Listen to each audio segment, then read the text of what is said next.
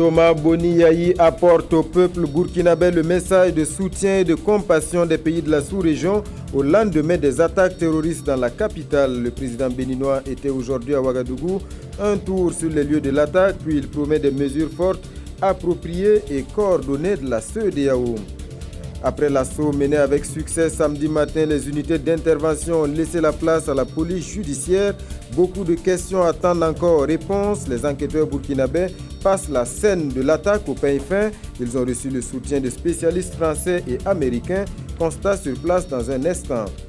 Où sont Arthur Kenneth Elliott et son épouse Jocelyne? Ce couple de médecins australiens installé à Djibo depuis plus de 40 ans a été enlevé dans la nuit du vendredi 16 au samedi 17 janvier. Le procureur s'est exprimé sur les premiers éléments de l'enquête sur place à Djibo. C'est la consternation, le point dans ce journal. Et puis à peine annoncé, on peut le dire, le nouveau gouvernement a été cueilli à froid, confronté à ces terribles épreuves avant même d'avoir pris service. C'est aujourd'hui que les ministres commencent à prendre leur quartier dans leurs ministères respectifs. Passation de charges en cascade et pour chacun d'eux, il n'y a plus une minute à perdre pour répondre aux immenses attentes des Burkinabés. Voilà pour la une de ce journal. Mesdames et messieurs, bonsoir et bienvenue. La CEDEAO ne compte pas laisser impunis les attentats de Ouagadougou. Ce sont les mots du président béninois. Thomas Boni Yayi était à Ouagadougou aujourd'hui pour apporter un message de soutien et de compassion des pays de la sous-région au peuple burkinabé. Il est question d'une riposte appropriée et coordonnée. Boni Yayi s'est rendu sur les lieux des attaques sur l'avenue Kwame Nkrumah, Alidou Badini et Draman Guéné. La première visite présidentielle de compassion à la douleur du Burkina est venue du Bénin. Yayi Boni est au Burkina non seulement au nom de son peuple, mais aussi au nom de la CEDEAO.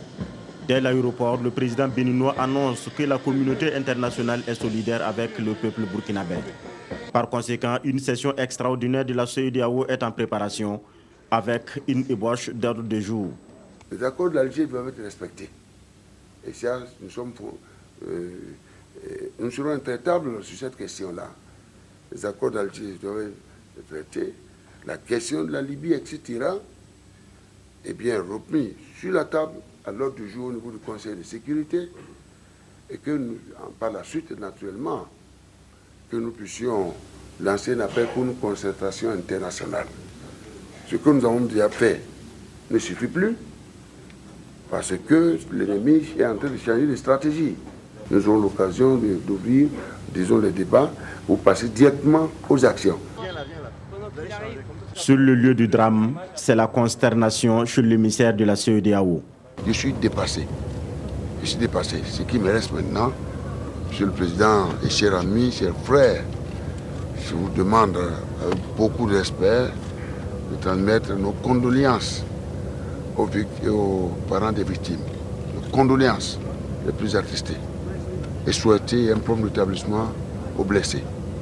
Mais je pense quand même, dans tous les cas de figure, ce genre d'acte, il nous revient maintenant de nous préparer et d'apprêter une riposte appropriée.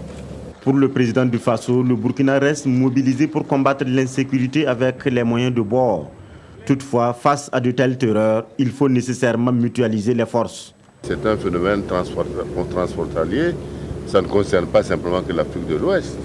Et je crois que nous sommes dans une guerre asymétrique et il faut que nous puissions former également notre armée à ce nouveau type de combat.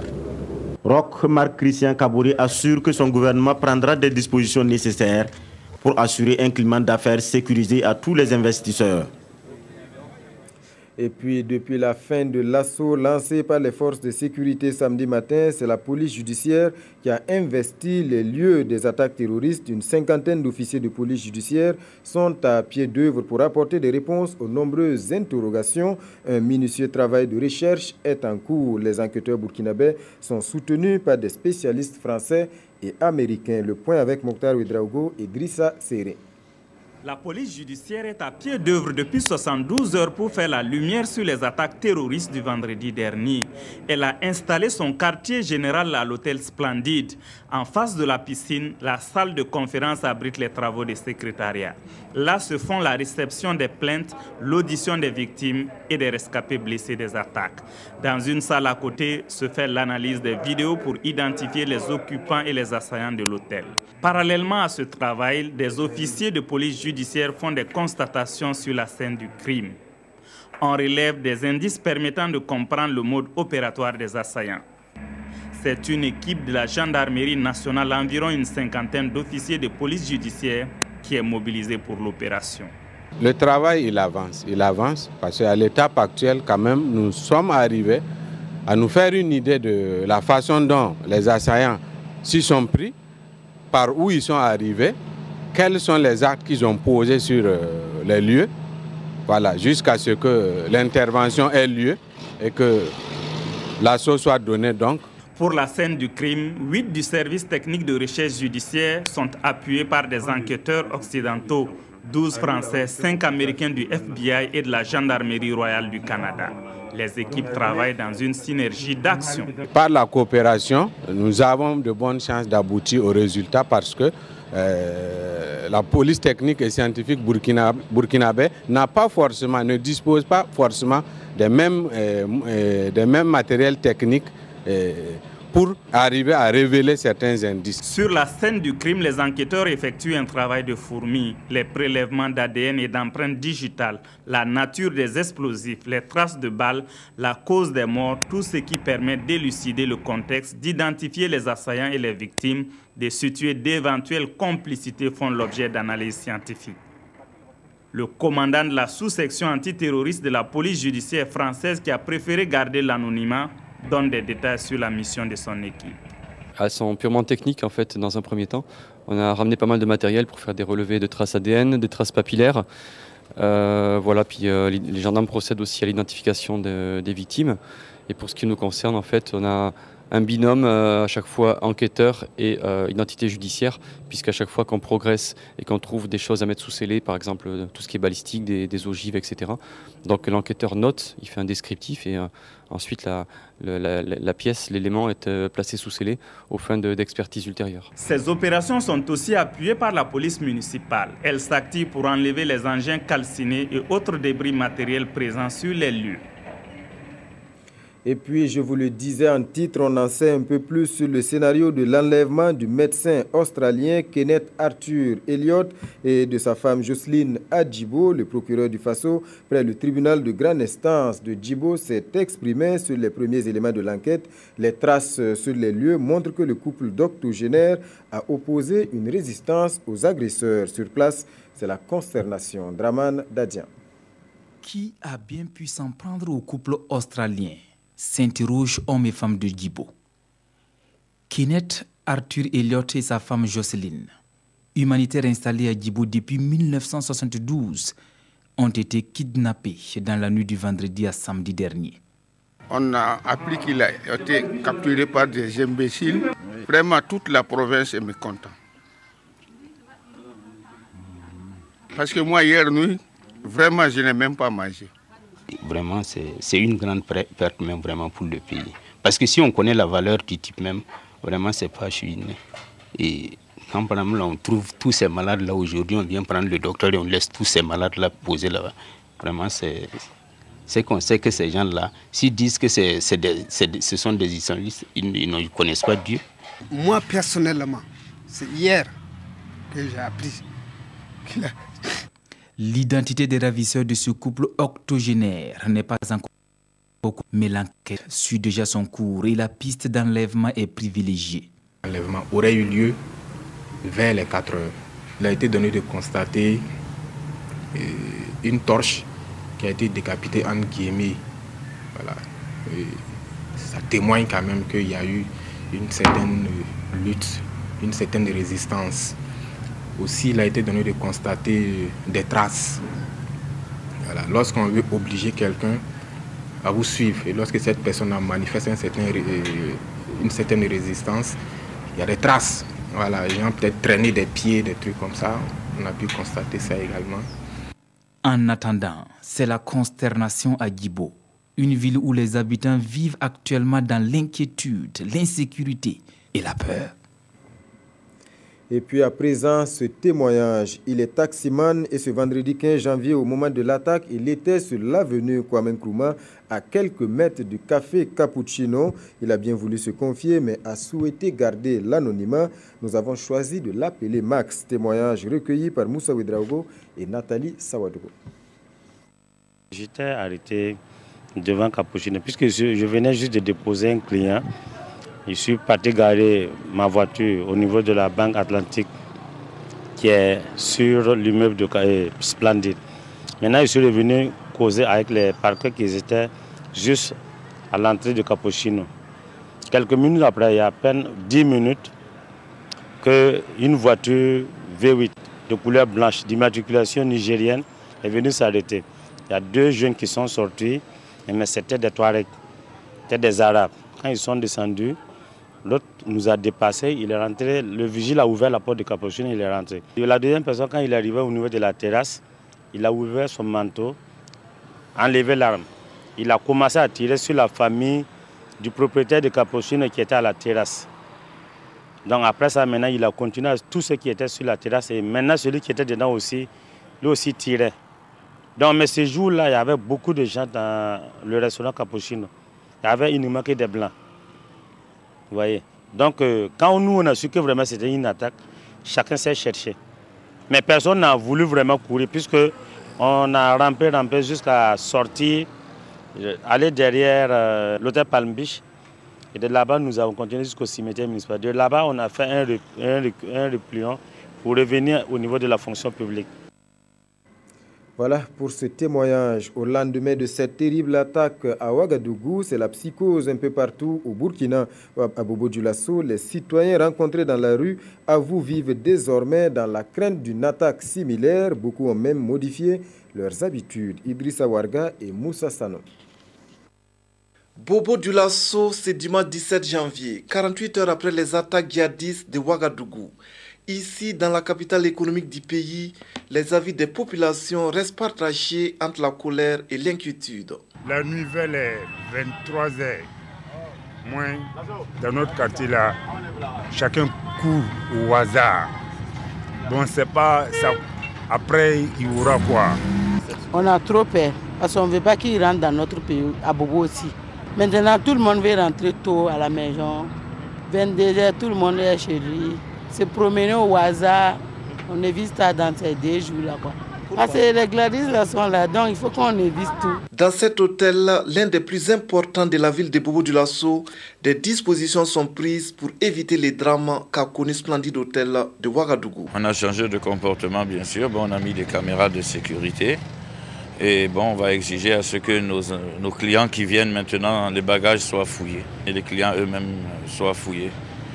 Pas que quelqu'un rentre avec ses bagages, laisser ça dans les chambres, alors que bon, dedans, il y a un attirail assez important qui va servir à ravitailler quelques autres clients qui vont venir. Prudence, vigilance, c'est aussi le sentiment de beaucoup d'habitants de Bobo-Dioulasso. Des habitants qui, avec une certaine peur au ventre, ont quelque peu changé leur manière de vivre. Avant, je rentrais tard, un peu vers minuit, 1h du matin, 2h du matin. Maintenant, à 19h, à 20h30, je serai à la maison parce que ma vie... Bon, on ne peut pas arrêter d'aller dans ces lieux, mais maintenant, c'est là, en tout cas, on ne peut pas faire comme on faisait avant. On va être chaque fois regardant, quoi. Solidaire des Ouagalais pour les habitants de Bobo-Dioulasso, le vœu est que les djihadistes ne puissent plus agir au Burkina. Et justement, pour assurer les populations, les mesures de sécurité n'ont pas tardé. Les hommes en tenue, armes au poing, sont désormais visibles dans les lieux sensibles, églises, mosquées, écoles et instituts français, mais surtout la mosquée sunnite de Ouagadougou où les terroristes ont fait leur prière de vendredi avant de passer à l'acte. Constat, Kwale Nebié et Aruna Mare. Il est 12 heures. Dans ce couloir de l'école française de Ouagadougou, généralement bondé de monde à la sortie des classes, c'est le calme plat. Et pour cause, l'école est fermée suite aux attaques terroristes du 15 janvier dernier. En attendant sa réouverture cet après-midi, des mesures sécuritaires sont déjà envisagées. Ces mesures doivent rester confidentielles pour être efficaces, nous confient ses patrons en charge de la sécurité des lieux qui n'en diront pas plus. Même constat au niveau du lycée Saint-Exupéry. Porte close et pas d'ambiance particulière. La sécurité veille au grain. Un peu plus loin, l'Institut français de Ouagadougou est ouvert, mais le dispositif sécuritaire est renforcé. Pour y avoir accès, nous sommes soumis au contrôle. À la mosquée sunnite de Ouagadougou, ces fidèles musulmans font leur prière de la mi-journée. Des mesures sécuritaires sont prises au sein de la mosquée. Nous avons des vigiles qui sont dans toutes les entrées, n'est-ce pas, de la mosquée. Des personnes qui sont chargées, n'est-ce pas, de veiller à la sécurité. Ensuite, nous avons également dans le locaux de la mosquée ici, nous avons donc, la vidéosurveillance. Une vingtaine de caméras visibles à l'entrée, mais aussi à l'intérieur de la mosquée. Le technicien de la mosquée nous confie que le disque dur est déjà aux mains des enquêteurs. À la cathédrale de Ouagadougou, il est 13 h. Pas de mesures spéciales à notre arrivée. Les attaques terroristes perpétrées le 15 janvier dernier ont fait au total 29 morts et de nombreux blessés. Ces attaques appellent désormais à repenser le système sécuritaire national et les services de renseignement. Et puis ce lundi, c'est le premier jour ouvrable après les attaques terroristes à Ouagadougou. Dans l'administration, l'activité a bien repris. Les agents sont à leur poste, même si le cœur n'y est pas. La plupart refusent de céder à la panique. Ce serait faire plaisir aux barbares, selon certains d'entre eux. Constat, Gérard Sommet et Zalissa Sanfo. Ministère de la fonction publique. Il est 10 h ce lundi matin. Ici, comme partout ailleurs au Burkina Faso, on est en deuil. La proximité de ce ministère au lieu du crime, le branle-bas de la sécurité, la rue déserte, rappellent constamment un vendredi noir. Mais pas question pour les agents d'abandonner leur lieu de travail. Ce matin, ils ont dû se soumettre au contrôle de la sécurité pour accéder à leurs services. Mais travailler en ce jour prend une autre forme.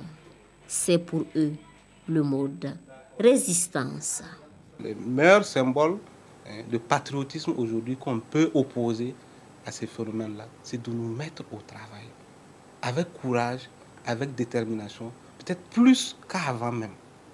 C'est de cette seule manière que nous pourrons triompher sur le phénomène. Même son de cloche ici au ministère de l'administration territoriale et aussi de la communication. Les agents sont ici dévoués à la tâche. Nous allons travailler, continuer à travailler, parce que nous devons s'unir pour les combattre. J'ai pas peur. C'est vrai qu'on est un peu attristé, mais ce n'est pas pour cette raison qu'on va rester à la maison. Travailler, servir la nation, ils s'étaient engagés à le faire.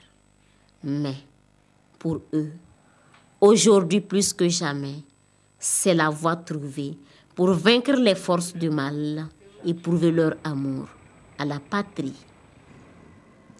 Même constat aujourd'hui au marché de Zabdaga, situé à quelques centaines de mètres seulement des lieux de l'attaque. Les activités marchandes ont également repris. La peur est là selon certains commerçants, mais il faut bien gagner sa pitance. Reportage toujours de Gérard Sommet et Zalissa Sanfo. 3 jours après la nuit d'horreur, dans la capitale politique burkinabé, le train-train quotidien reprend peu à peu dans les commerces et autres marchés. Ici, nous sommes à Zabdaga, un marché situé à environ 1 km de l'hôtel où a eu lieu l'attaque. Tous nous confient, ils ont le cœur noué, la peur au ventre, mais la vie continue et ils doivent assurer leur pitance quotidienne. On est sorti aujourd'hui parce que les agents de sécurité sont à côté. Hier et avant-hier, par exemple, on n'a pas travaillé du tout. On a ouvert avec la peur. Parce qu'on ne sait pas si c'est fini ou bien c'est pas encore fini. Certains, eux, ont déjà vaincu la peur. Et s'ils sont là, c'est pour le prouver. On n'a pas peur d'eux. Non, non. Nous, on sait que ça va aller. Le Dieu c'est un Burkinabé. On n'a pas peur même. Mais tous n'ont pas ce courage-là. Alors il joue encore la carte de la prudence, en laissant purement et simplement les portes de leur magasin closes. Il s'appelait Alain Kabouré, maréchal des logis-chefs à la brigade territoriale de gendarmerie de Tinakov. Il fait partie des 2 victimes de l'attaque survenue ce 15 janvier à Inabao. Il a été inhumé hier dimanche au cimetière militaire de Dori dans une ambiance empreinte d'émotion, de tristesse et de désarroi de sa famille. Alexis Ouedraogo, Joseph Bambara. Ils sont sortis nombreux pour rendre un dernier hommage. Qui a un collègue, qui a un frère d'âme, qui a un parent proche, qui encore a ce valeureux soldat tombé sous le champ d'honneur. Ils étaient tous là, en cet après-midi de dimanche. D'abord à la morgue de Dori, puis au cimetière militaire de Dori pour dire adieu au maréchal des logis-chefs, Alain Kabouré, tombé sous les balles assassines de plusieurs assaillants en cette journée noire du 15 janvier 2016. Sous-officier dynamique et dévoué, montre des signes de bon enquêteur, disponible et sociable. Il se distingue par sa manière de servir. MDL chef Kabouré Alain repose en paix et que la terre libre du Burkina te soit légère.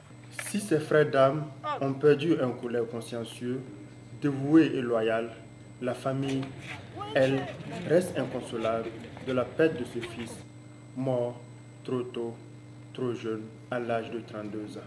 C'est une grande tristesse pour nous et de voir vraiment notre frère partir au feu de l'âge, parce que vraiment c'était un jeune vraiment dynamique, un jeune vraiment qui s'est battu.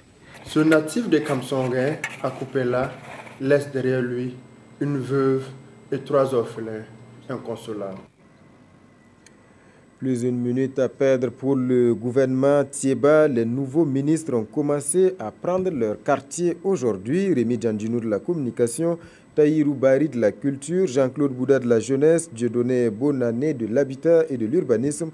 Tous mesurent la charge qui pèse désormais sur leurs épaules. Moussa Ouedraogo, Bouma Ernest Nebié. La bonne gouvernance publique et financière sera la priorité du ministre en charge de l'économie.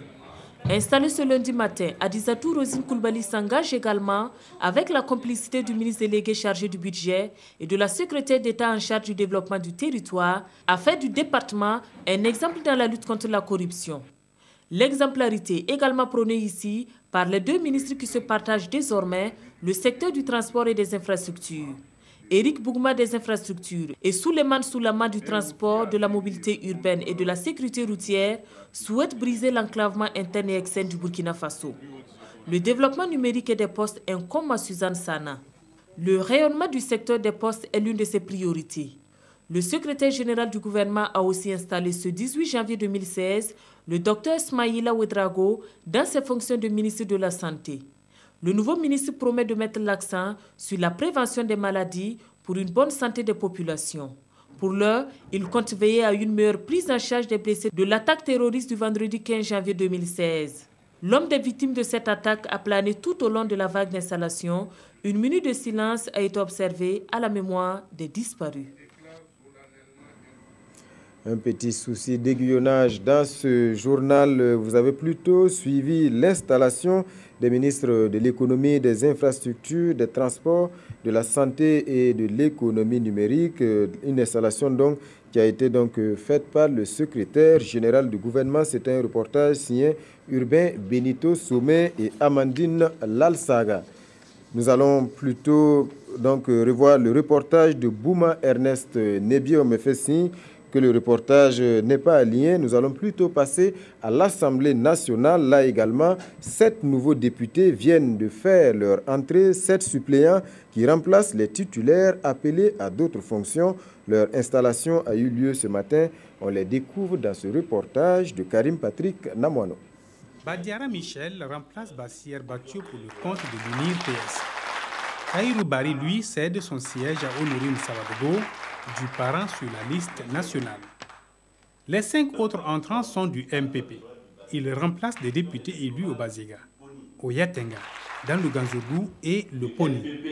Aujourd'hui, les titulaires appelés au gouvernement Ils font leur entrée dans l'hémicycle qui attend toujours la validation des mandats de députés par Amadou Tall du MDA et Lamine Bayiré du MPP. Avant l'installation des 7 nouveaux députés, les législateurs ont observé 1 minute de silence à la mémoire des victimes des attentats du 15 janvier dernier. Je vous remercie. Les parutions du jour reviennent à l'unisson sur les attaques terroristes à Ouagadougou. Les éditorialistes tentent de comprendre cette horreur. La revue de presse avec Touboum Evelyne Dabiré. L'attentat terroriste du vendredi 15 a fait la une de vos journaux. Le quotidien revient en images sur les différents moments de terreur sur Kwame Nkrumah.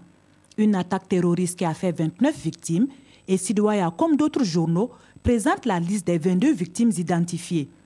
Une des personnes la plus durement frappées par ce drame selon Aujourd'hui au Faso est sans doute Gaëtan Samatonema, propriétaire du café Cappuccino qui perd sa femme, son fils, sa belle-sœur et sa belle-mère.